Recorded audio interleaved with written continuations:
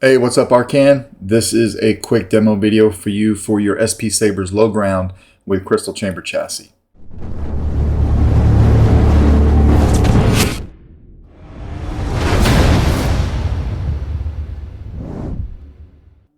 So this was installed with the chassis that was available through SP Sabers when he was offering this particular hilt as well. I know the guy who designed it, and it was kind of a sad story. I won't mention his name on this video, but he was kind of a friend of mine. We talked back and forth a little bit and helped each other out. He seemed like a pretty good guy. Towards the end, right before he closed his business, he kept a bunch of people's sabers and then just disappeared. So, I didn't mention his name on the design aspect of the chassis on my page. I'm not going to mention it here. I'm just not going to mention his name because I don't want to give him any shouts. Unfortunate. But as far as the chassis is concerned, it's a pretty cool chassis. So we're going to go over it. It's a 2-button setup in your clamp card here. So when you push forward on your clamp card, you're going to feel it engage in a tactile switch. You can almost hear it there. That is your power. And then when you press back, if you can hear that, that's your auxiliary. All right. Two things that you'll have to do to get to your chassis. The first one is you're going to want to take this guy and just loosen it up a little bit. This, when it's fully engaged, it pokes in here a little bit and it locks into the chassis. So just kind of loosen that and then come over here and grab this piece and just unscrew it. All right. So you can unscrew this. This comes off in a couple pieces. We're going to take this one off first. That exposes the back part. And then you can grab the middle piece right here and you can unscrew the top part. But you won't be able to unscrew that until you loosen that piece up. All right, so that's what we were talking about there. We'll go ahead and take this off. Now the middle part is meant to stay on. Very tight press fit. In fact, the middle part was so tight, I had two options. I couldn't get it on. I could have either sanded the chassis, which I didn't want to do. So what I did was I ended up taking this out to my lathe and opened it up just a hair so that I could still do a press fit. And that guy is a beast. It's on there and it's not going anywhere. All right, but the top part you can see your crystal chamber. So that is a real quartz crystal in there.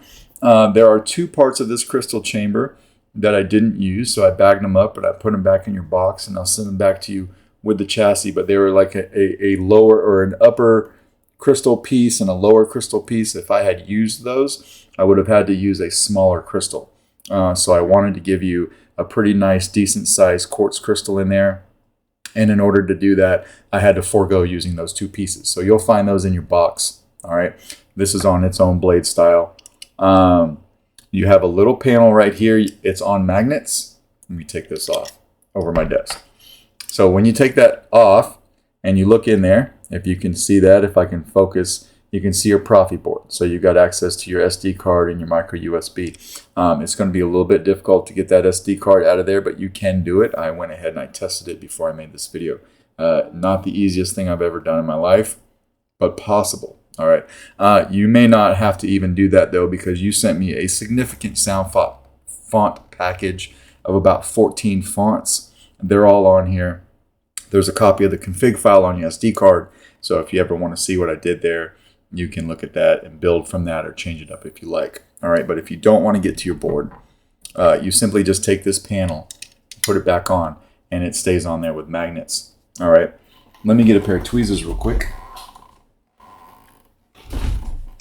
Originally, the battery compartment, which is right here, was meant to stay on with magnets as well, but what I found was this was an extremely tight fit onto the chassis. It's a very, very nice press fit. So I forewent the magnets. You will need like a tool. I'm using a pair of flathead tweezers here. I just kind of put the prong on and twist it. And that pops it loose right there, and then we could take this off. All right. Very tight press fit. You won't have any problems with that staying in.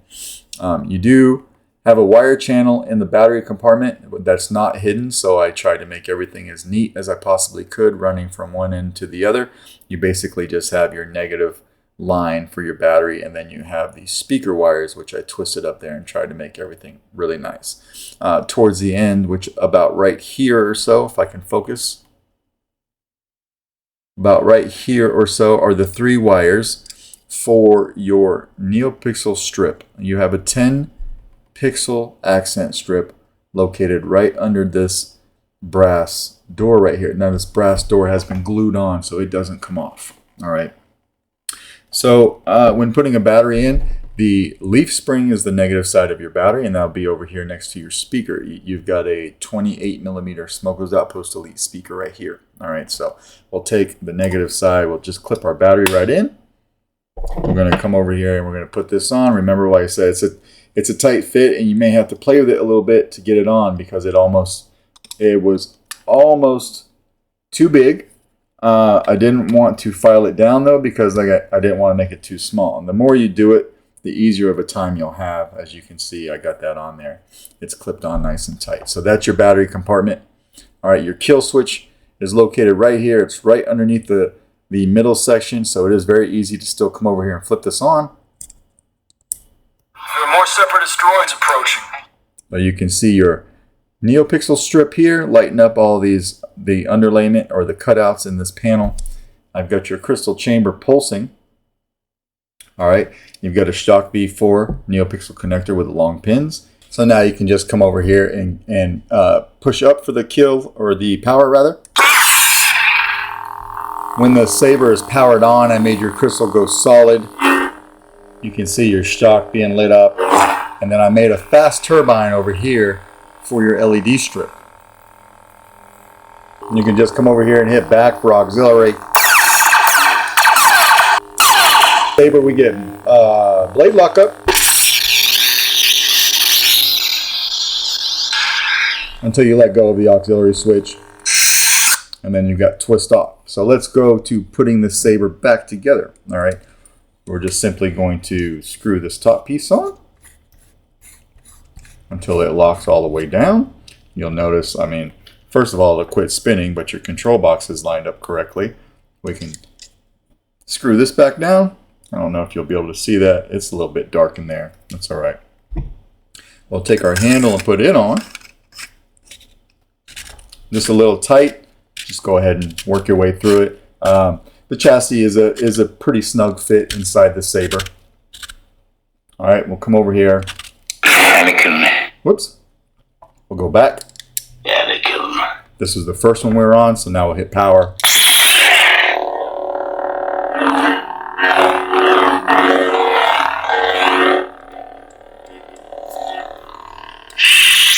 Let's put a blade in. This takes a 7/8 inch blade, so you'll need to take this greebly off altogether. All right, it's a two-piece, so this top button here and this base, we'll take those off together. When you do that and you look in here, you'll notice that you have that grub screw right in front of the hole. That's your blade retention. All right, so we're going to go ahead and put our 7/8 blade in here. Mine's pretty tight, so I'm just going to make sure it's where it needs to be. Right there is where it needs to be. We'll go ahead and tighten that blade retention down.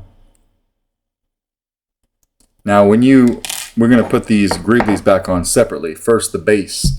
When you look at the bottom of the base, you'll notice that little hole, that the little divot off to the side. That is to go over your blade retention screw. All right, so you want to make sure you put that in the right orientation.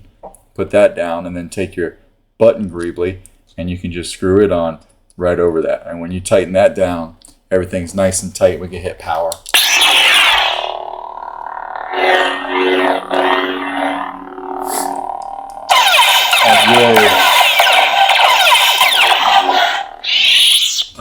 All of these have a soundtrack, all 14 of them, all right? And to play that, what you want to do is do a long press on the power.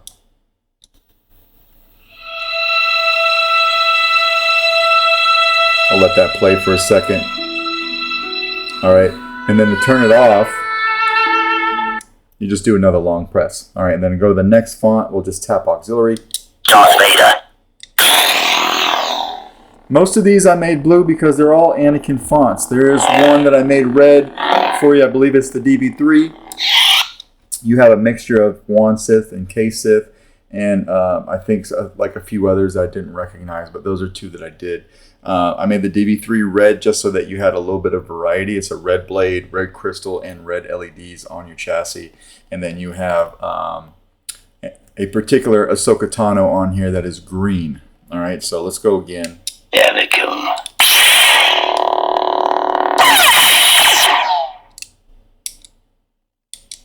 Anakin.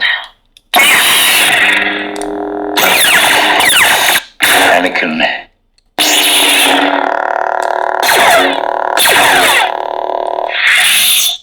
Anakin.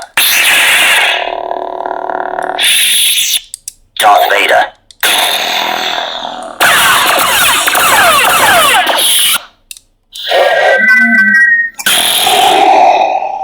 So this is obviously the red one, just to give you a little something to mix it up.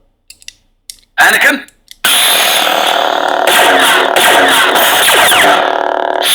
All the sound fonts that you sent me that had multiple versions. The first one coming to mind is K-Sith's. He has a hero version and a villain version. They're both on here. Come on, Snips. This one will be green.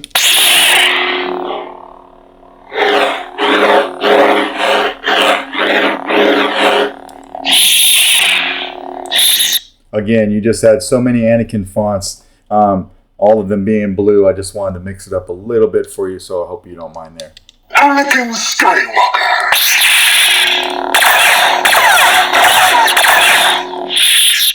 Anakin.